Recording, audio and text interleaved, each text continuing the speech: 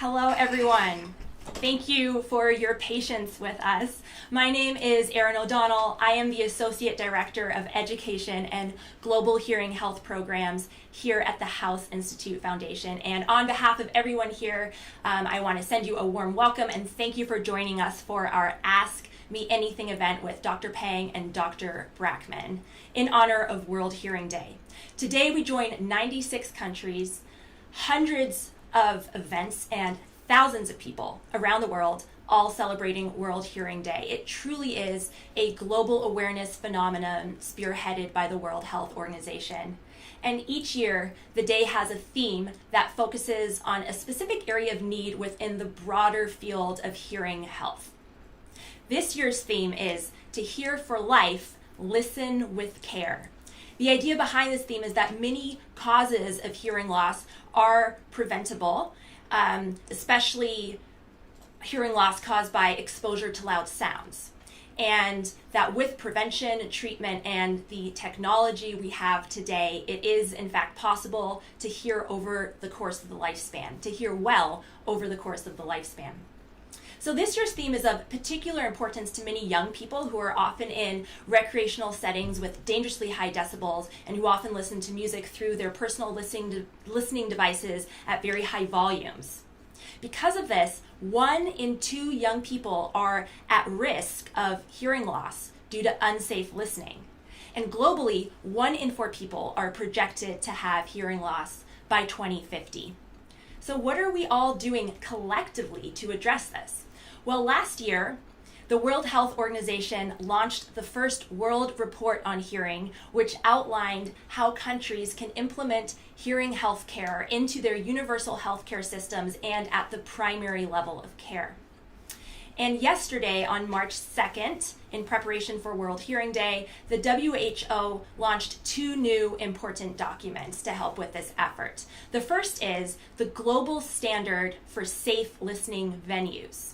This is a 107-page document that details 6 features that can be implemented into venues and allow audience members around the world to enjoy amplified music without damaging their hearing, and also while still preserving the integrity of the artistic experience. The second document published by WHO and by the International Telecommunications Union is the Be Healthy, Be Mobile Handbook. And this offers an action-oriented framework for how health messaging can be implemented at the national level to promote safe listening and prevent hearing loss, all through leveraging mobile technology, which is pretty cool. So all of these documents are available and accessible to anyone who wishes to review them on the WHO website. Okay, so we will come back to more practical ways to prevent noise-induced hearing loss and talk a little bit more about safe listening later, but I know that you are all eager to have your questions answered by Dr. Brackmann and Dr. Peng. That's why you're here. So thank you for listening to me, and thank you to both of the neurotologists we have here today for all the amazing work that they do with their patients and their all amazing contributions to hearing science over the years. And without further ado, I am going to slip away, and if you'll just be patient with us for a couple more moments, they will come and get situated to answer your questions. Thank you so much.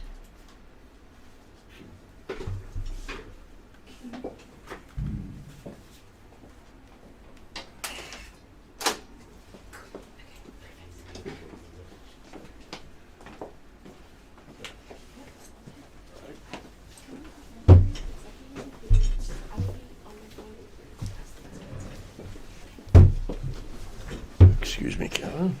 Good morning. Okay.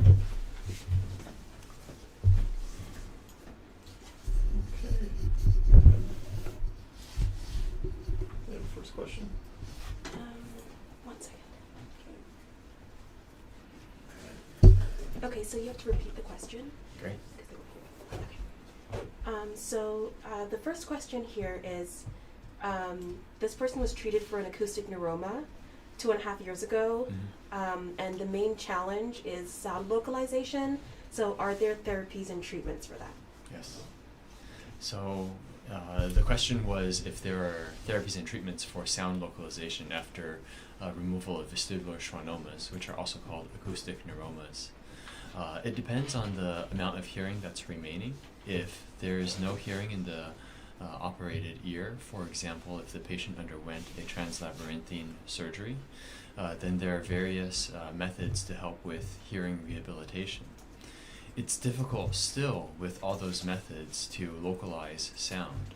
So some of those methods for rehabilitation include a bone-anchored conduction system, as well as hearing devices such as a cross device, a CROS device, or a bicross device. And those will provide some degree of localization to the extent that the patient will be able to perceive sounds in the poorer hearing or in the deaf ear. But the sound localization afforded by that is not the same as the sound localization that a person who hears in both ears is able to achieve. Great, thank you. The second question is, sorry, 1 second. Okay, so the second question that we have today is what are treatments and therapies that you can do for tinnitus?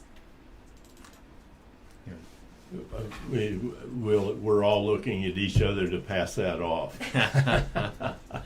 because there is no cure for tinnitus. You know, tinnitus is a mysterious symptom. It's not a disease, it's a symptom.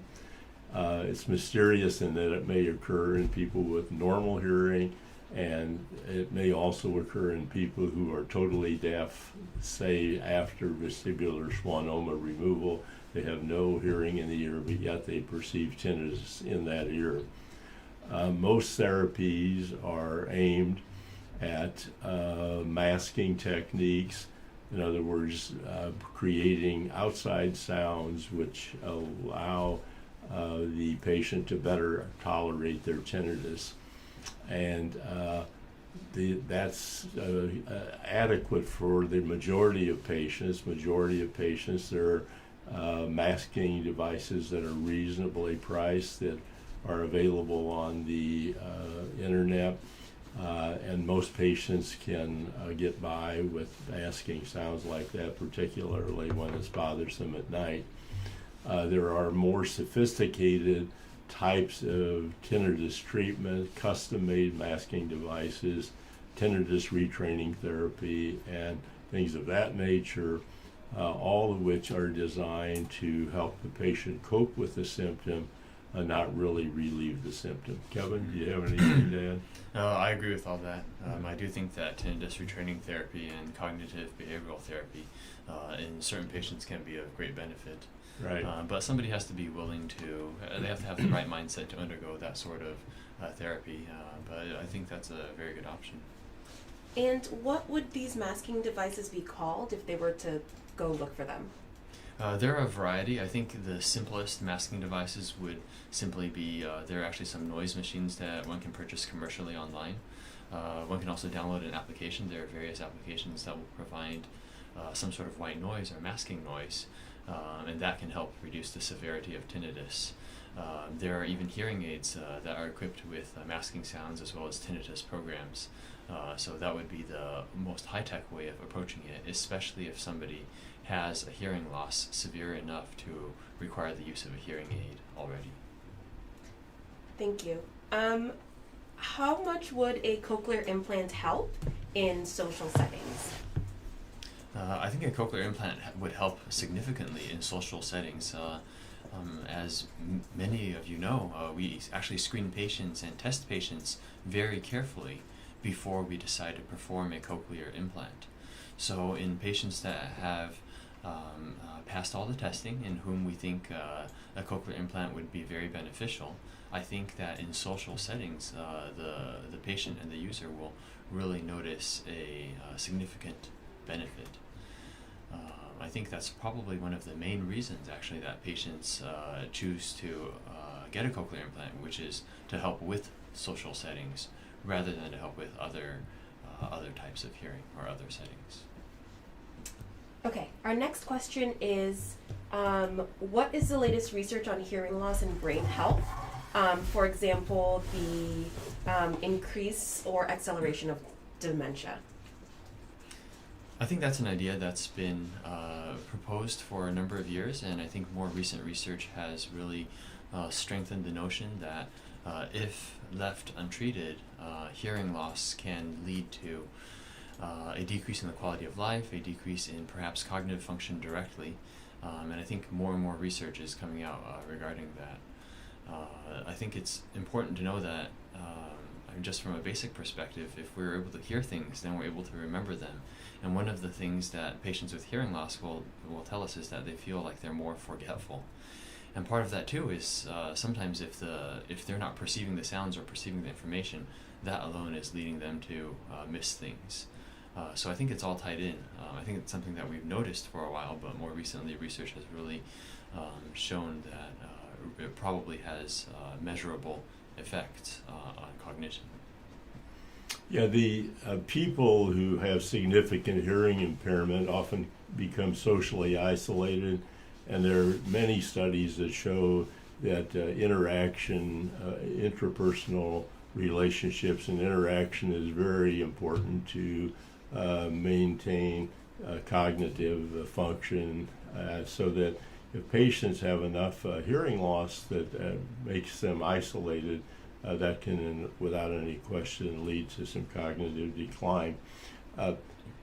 If people have mild hearing impairment and are doing well, we see all sorts of advertisements now about get a hearing aid to prevent cognitive decline.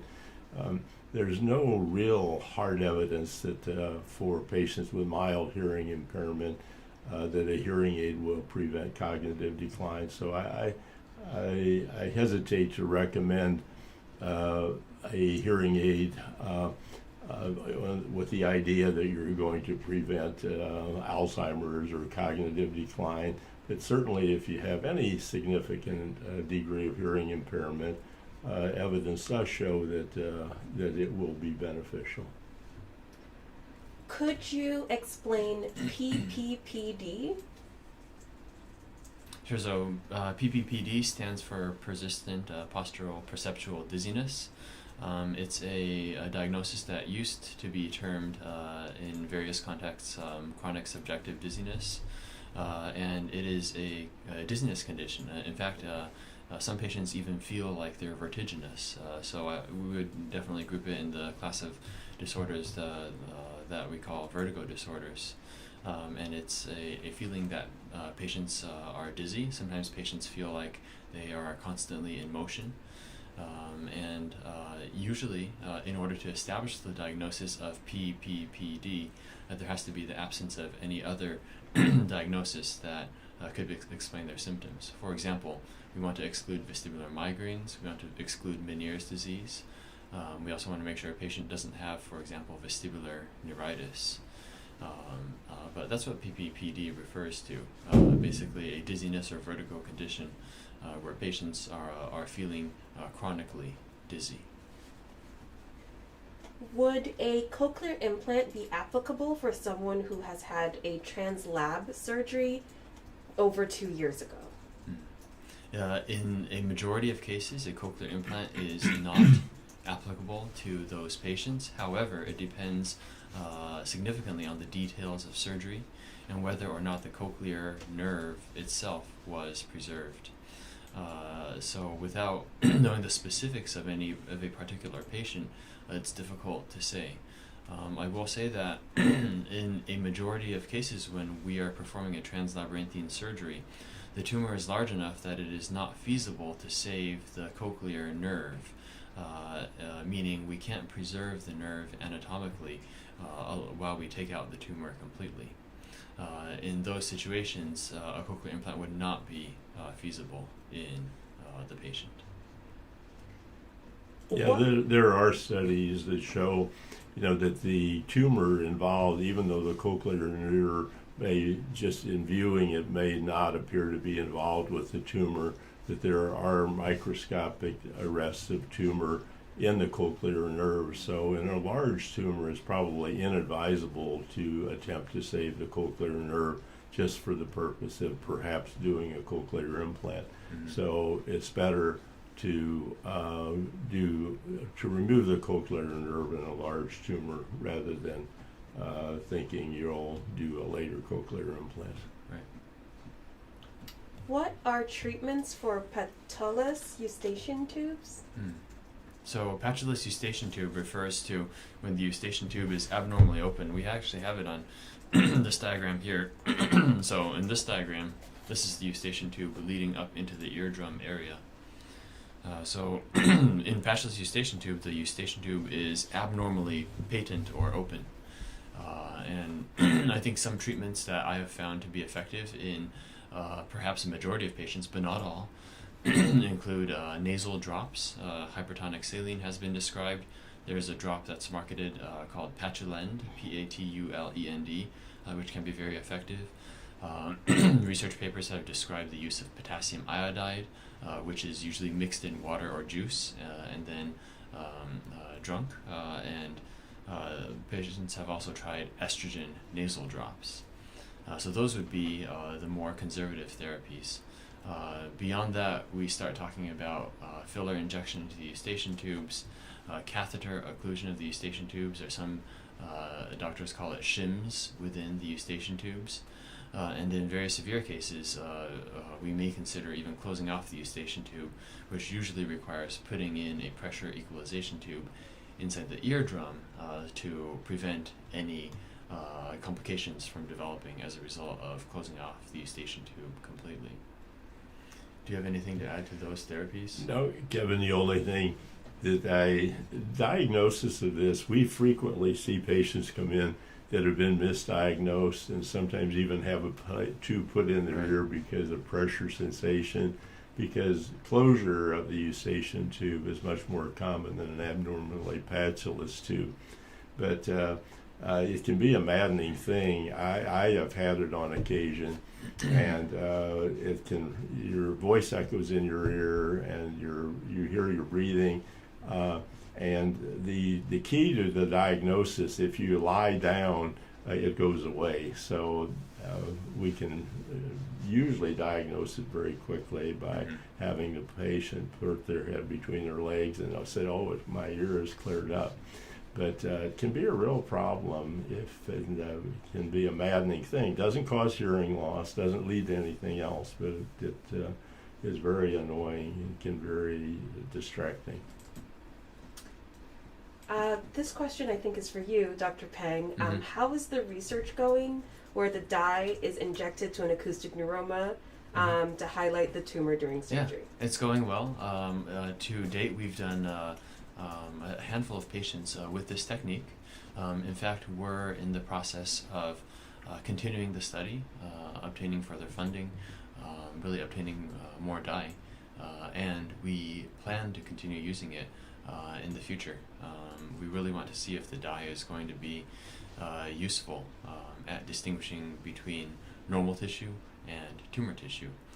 We think it helps overall, but there are certain circumstances where the distinction is very precise, and other times during the surgery on the patients that we've done, the dye actually looks like it'll light up some normal tissues also. So we need to figure out with further studies in what circumstances that happens and how we can optimize our technique. Okay, we're going back to PPPD. So can PPPD be caused from a schwannoma? I think the short answer is yes, as in PPPD will often have an inciting factor. For example, sometimes patients will have a severe episode of dizziness, which we may call vestibular neuritis, a temporary inflammation of the balance nerve. And later, that leads to a constant perception of imbalance or dizziness, which may be classified as PPPD. Similarly, a schwannoma, if it's causing some severe dizziness either at the time of treatment or the time of diagnosis, that can evolve into PPPD. But typically, we want to separate any patients with PPPD from any underlying issue that they have. So if somebody has dizziness that we can attribute to other factors, then we're more hesitant to call it PPPD. It does become a matter of semantics, though, as in a patient is dizzy and we're trying to label them as one diagnosis or another. And sometimes a patient can have more than one diagnosis. Yeah, I comment too, maybe, Jay, because many patients, in fact, virtually all patients, will have some temporary imbalance following acoustic schwannoma or acoustic tumor removal, because the tumors began on the vestibular nerve. It's the vestibular schwannoma. So a balance function is lost in the operated ear, or even in the ear that's not operated, treated with radiosurgery. And many patients, or virtually all patients, will have a temporary imbalance related to that. And so we would not call that PPPD because we know the cause. By definition, almost PPPD means you can't find a cause. And but many patients will have temporary and sometimes prolonged imbalance following acoustic tumor removal, particularly in older patients. And vestibular rehabilitation is very helpful in those patients. And so very rarely do patients have prolonged balance. I explain to patients they're going to be 95%, they're not going to be 100%, but they'll be able to do everything, maybe a little slower than they did prior to their tumor removal, but they'll be able to be very functional. Great. And can growth of a schwannoma from 6 millimeters to 11 millimeters cause PPPD with no hearing loss? Again, I think if a patient has a known diagnosis of a vestibular schwannoma, and we also know that it is actively growing, I think that any dizziness or vertigo that the patient may be experiencing, we would first attribute that to the schwannoma itself. But it becomes, again, a matter of semantics, because we know vestibular schwannomas themselves can occasionally make patients dizzy. I say occasionally because, surprisingly, the tumors usually grow slowly. That coming into the office with dizziness is actually not that common of a symptom for a vestibular schwannoma. That being said, if somebody has a vestibular schwannoma and they are dizzy, then one wonders if there is progressive involvement of the vestibular or balance nerves, and that's what's causing the dizziness. So I think it's a bit of a gray area, as in somebody may have a diagnosis of PPPD, but if they have a vestibular schwannoma, then we're more likely to chalk up the symptoms to that. If the eardrum doesn't get air, what happens, and how can we prevent eardrum being deformed after a tympanoplasty? Well, if the eardrum doesn't get air, that's usually referring to if the eustachian tube isn't providing enough air into the eardrum. And there are various ways of treating that. I think the one of the best ways is to fix the underlying issue, which is if somebody has a lot of sinusitis, or as we call it, chronic rhinosinusitis, long-term sinus issues, and nasal congestion, sometimes that can lead to the eustachian tube not opening properly, and as a result not letting air get into the eardrum. So that would be one way of treating it. Now, in severe cases, we might perform a tympanoplasty for some eardrum conditions, such as a perforation or other issue, and the eardrum can progressively deform or become retracted after surgery. In those cases, it may be necessary to place a pressure equalization tube, a small tube that we place within the eardrum, usually made of plastic, to help the eardrum get some ventilation that way, because the eustachian tube isn't working as well. Next question is, can you discuss the pros and cons of PSAPS versus prescription hearing aids? I think prescription hearing aids are the industry standard for hearing rehabilitation, in the sense that in the state of California, a licensed dispenser or audiologist is examining the patient, examining the audiological findings, and determining what type of hearing aid and fitting it to the patient's hearing loss. As a result, I personally perceive that there's a higher patient satisfaction for patients that go what we might consider the traditional route, which is to go with a hearing aid dispenser or an audiologist who is licensed to dispense hearing aids. Yeah, maybe I could comment a little bit too. You know, the modern hearing aid is a very intricate, sophisticated device. They're programmable so a audiologist will program the hearing aid to amplify the frequencies that are deficient, whereas not amplifying the areas where the hearing is normal. So they're customized to each individual patient, and you can't do that with an over-the-counter hearing aid. They typically are what are called analog, meaning that all frequencies are amplified. They're not customized to amplify specific frequencies more than the other, or they'll just, the average patient has more high-frequency hearing loss than low, so they're just all programmed to amplify the high more than the low, so that the satisfaction rate with over-the-counter hearing aids, sometimes you're lucky and that hearing aid will fit your loss, but for the average patient that has a difference in hearing in different frequencies, a customized hearing aid will be much more satisfactory. This question is specifically for Dr. Brackmann. It says, "Hi, Dr. Brackmann. Was wondering if you could recommend a specific hearing aid that would give better sound for hearing restoration to someone who has had a middle fossa surgery and still has some hearing." Well, sure. That would depend upon the hearing, as I just discussed. It would depend upon the hearing loss. Most patients following middle fossa tumor removal, or most patients in general, the high frequencies are more susceptible to loss than the low. That's not always the case, but usually that's the case. But you'd have to do an audiogram, find out what the hearing loss is at the various frequencies, and then fit a hearing aid.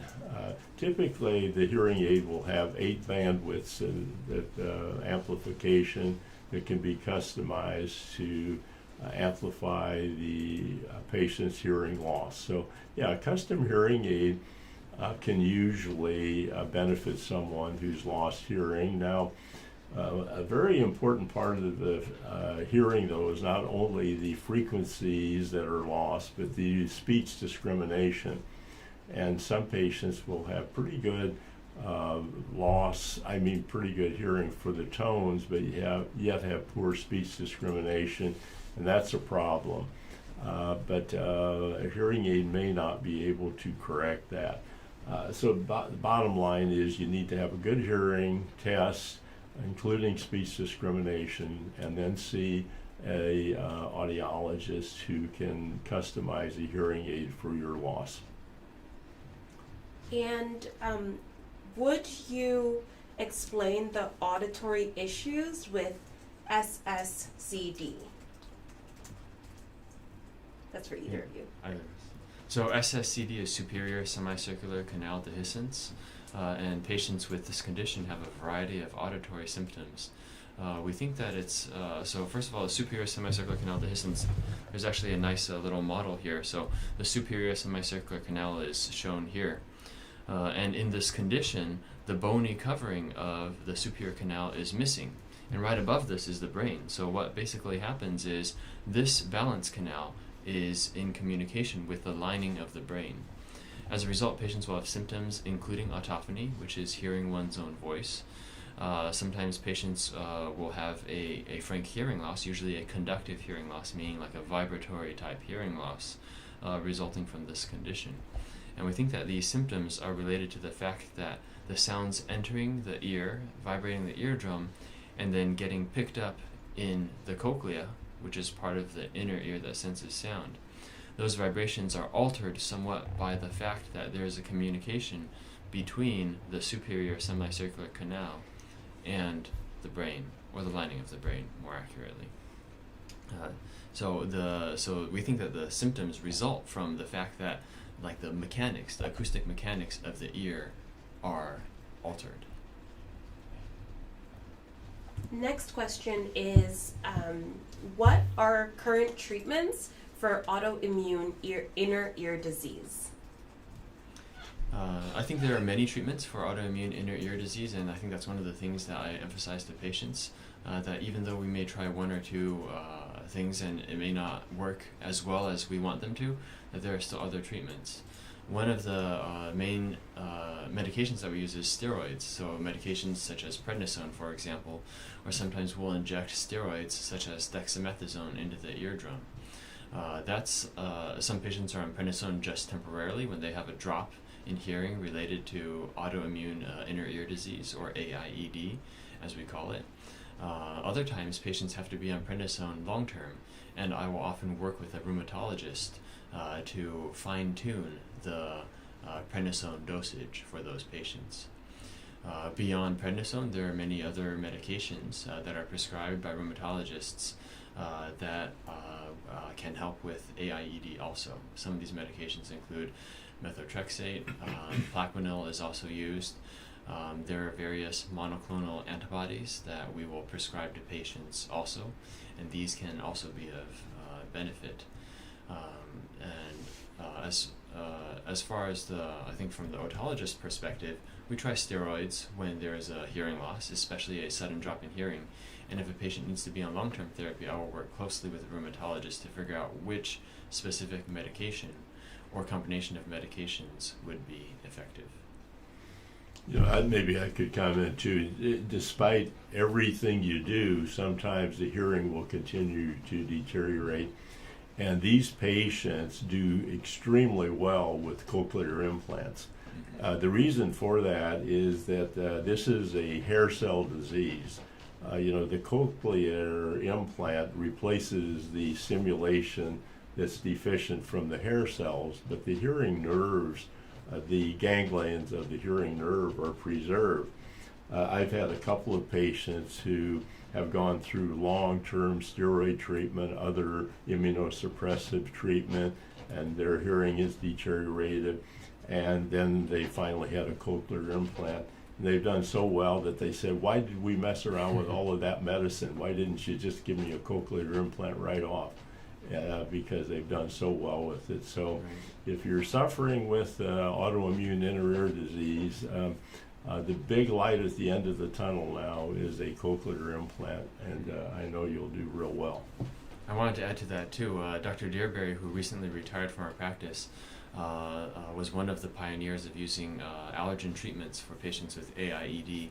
And it doesn't work for all patients, but especially for patients who have fewer options or in whom we've tried steroids extensively. Sometimes being on a consistent regimen of allergen treatment against inhalant allergens, which we will test for, can either slow or very occasionally reverse the course of the disease. So that is something that we also have in our arsenal in dealing with AIED. How do you take care of blocked ears or ears that won't pop?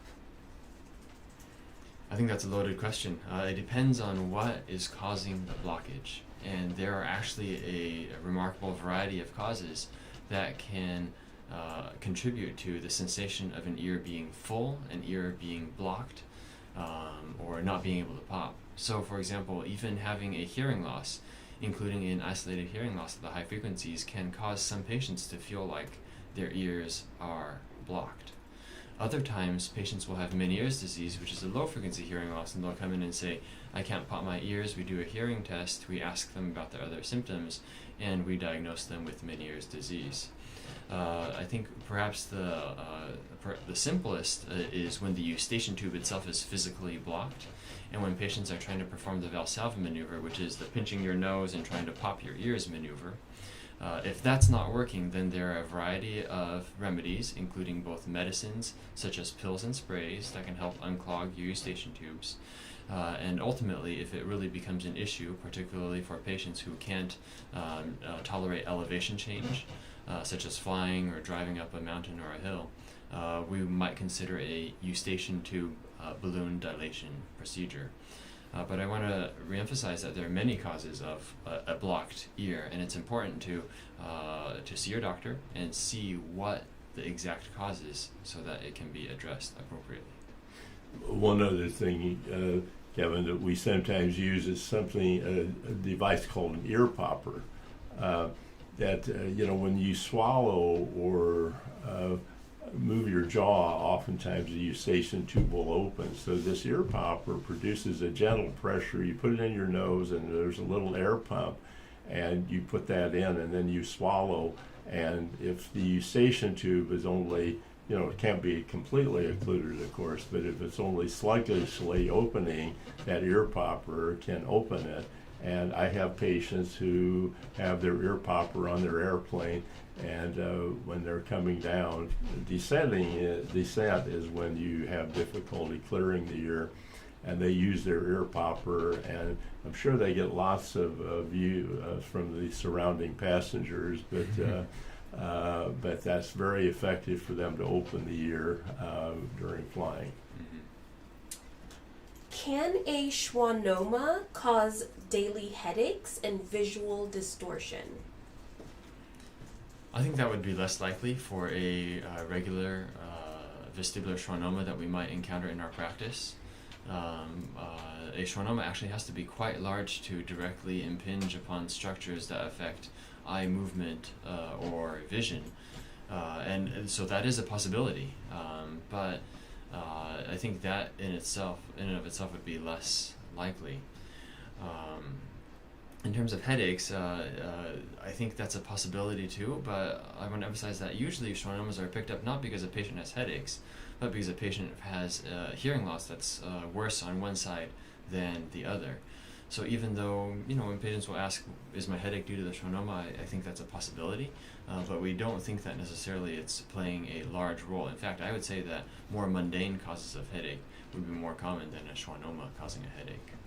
Yeah, the only way you sometimes see a patient is that will have unsteadiness or imbalance, and they, in order to not move their head, they'll have some cervical muscle spasm and so on, can cause a tension-like headache. But as Kevin said, a direct influence on the brain and the intracranial structure is very unusual, except for a very large tumor. We've got several questions about tinnitus once again. So what they're asking about is treatments for tinnitus, and more specifically, what about cell stimulation for hearing loss and tinnitus?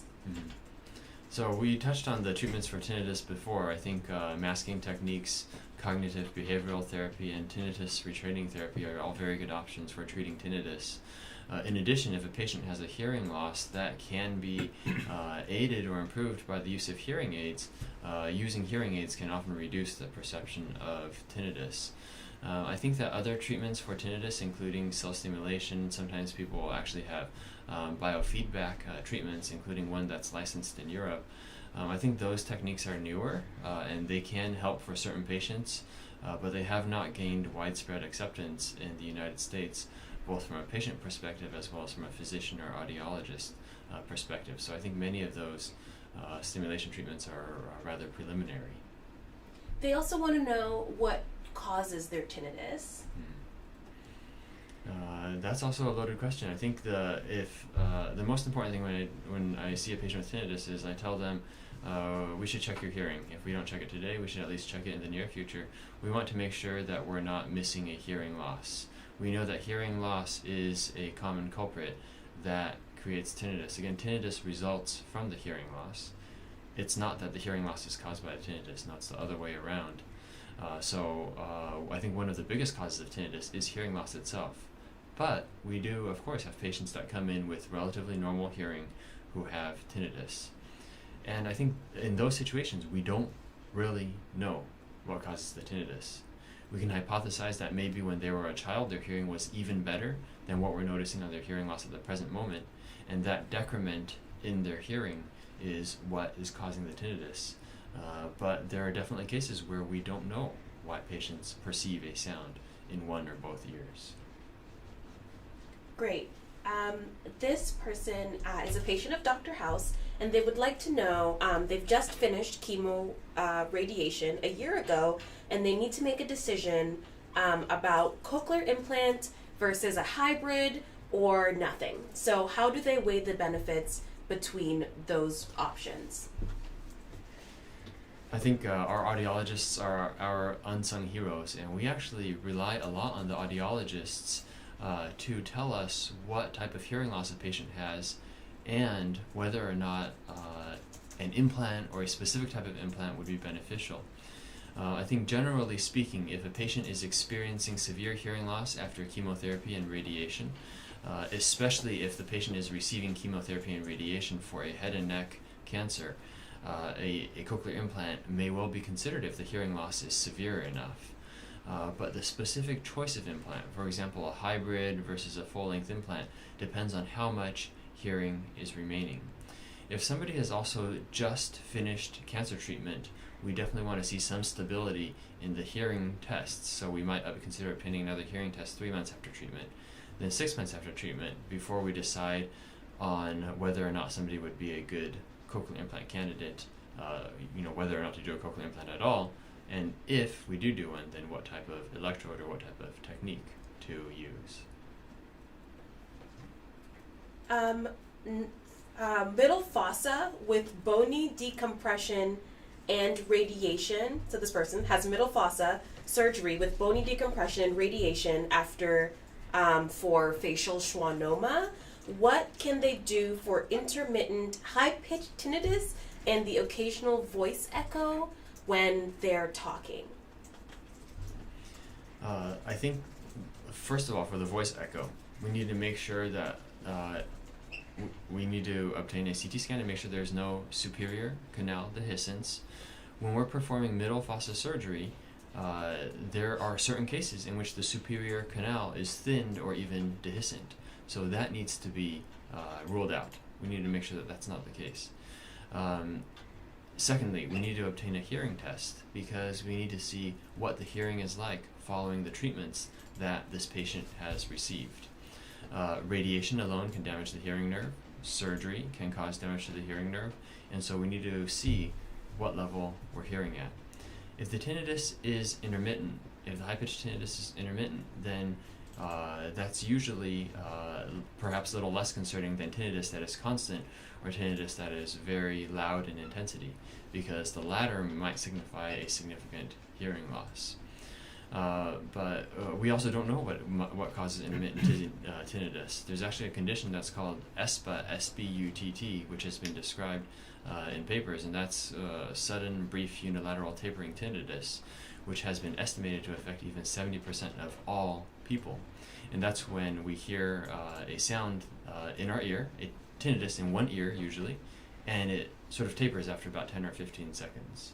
And that could be a totally reasonable and benign explanation for what is being described. Okay, this is going to be our last question, and it'll help us segue as well. So the question is, once a person has lost some hearing, can your ears still be damaged by sound levels that no longer cause discomfort? The short answer is yes. The long answer is we know that loud sounds are damaging to the ear. Physically, loud sounds are pressure waves. Loud sounds can cause pressure waves inside the inner ear enough to flatten or shear the tips of the hair cells that are sensing sound, as well as the hair cells that aren't sensing sound, which we call the outer hair cells. The outer hair cells provide some sort of almost amplification function or modulatory function to the inner hair cells, which are actually doing the job of sensing the sound.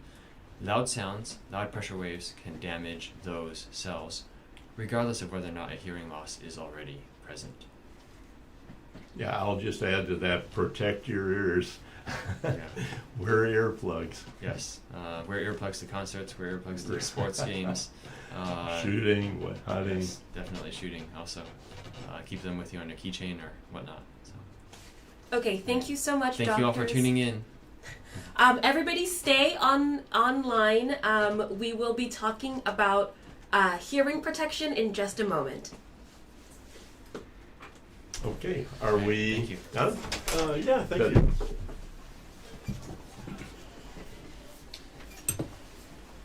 Very good. Thank you. I thought it was good, Joe. Good question.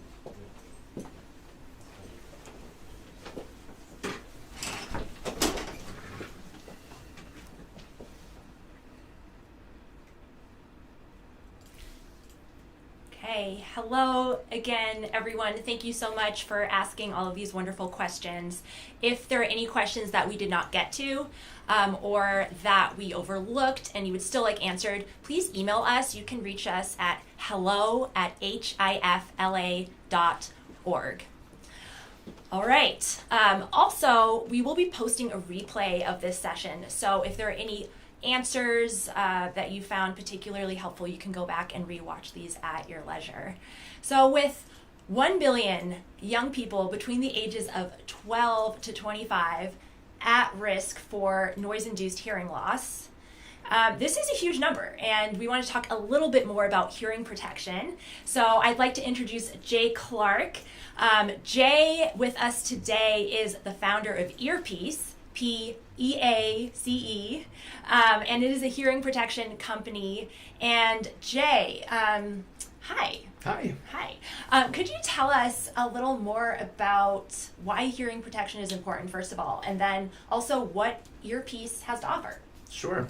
I think that we just need to kind of take the world as it is, and it's really loud, and we do a lot of things that we love that are really, really loud, and they are not going to get any quieter. So the music festivals, the concerts, the nightclubs are all going to be loud enough to permanently damage your hearing, and in a lot of cases very quickly, until we completely redesign the motorcycle helmet.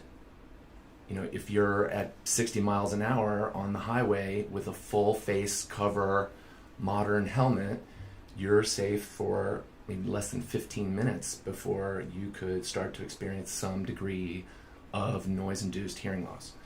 So the world is really loud. Lots of the things that we love to do are not going to get any quieter. So it's like, this is why hearing protection is so important. And so, you know, back to what the doctors were saying earlier around, you know, leading cause of social isolation, severe hearing loss, leading cause of dementia, and even mild hearing loss for like in the workplace is a leading indicator of like decreased performance and decreased earnings. So it is a really serious issue to think about protecting your hearing. So I think that there's the other piece of that about why hearing protection is important is that I think most people think about hearing protection as just like your standard foam earplugs, and it has come so far since then, and hearing protection doesn't have to compromise your experience anymore.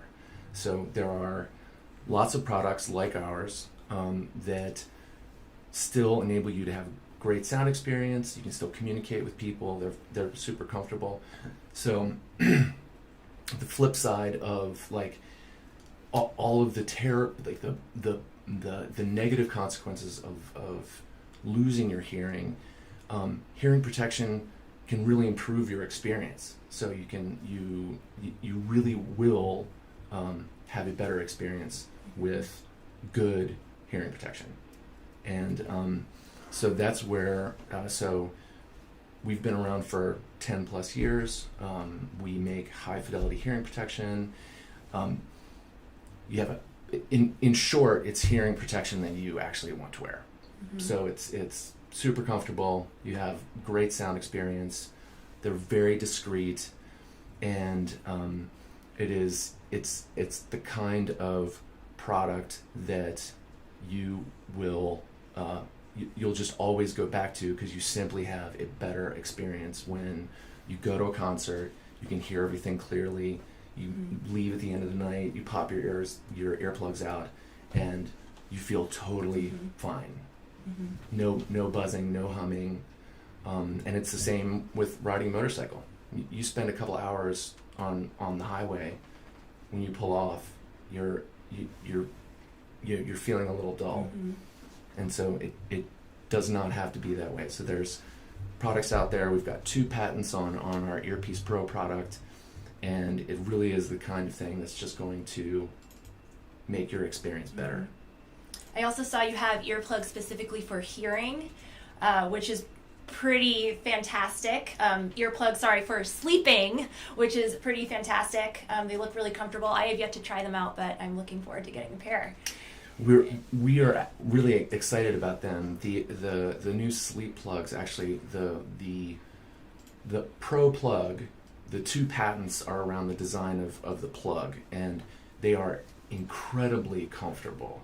So it's got a specialized sort of silicone core with the Pro plug, so it's an incredibly comfortable sleeping experience. And particularly over the last year with COVID and people just needing some relief of sort of particularly at home. We've just gotten a lot of great feedback on the sleep product, not just for sleep, but for just quiet. Yeah. Great. So how are we partnering the House Institute Foundation and Earpiece for World Hearing Day? So we are, we work with lots of different partners, and we create special edition products. So you can find our special edition House Institute Earpiece Pro on earpiece.com, and we are donating half of all of our proceeds for the month of March to the foundation. Awesome. We are also doing a social media giveaway in celebration of World Hearing Day. So there are 2 pairs of Earpiece Music Pro earplugs that we will be giving away. You can enter to win those, as well as a Beats by Dre overhead earphone set. I believe I said that right. Anyway, they're very swanky, and you can find us on Twitter and on Instagram at House Institute to learn more about that. Share it with your friends. Get some for your kids. And then also on Facebook.com/House Institute LA. So on that note, thank you so much for joining us. We are a nonprofit. All of our programs in research, education, and global health are made possible by your generous support. If you would like to learn more about what we are doing in the field of hearing health care and get more information, you can visit our website. You can also consider donating to us or buying some Music Pro earplugs. And on that note, I will let you go enjoy the rest of your day, and happy World Hearing Day.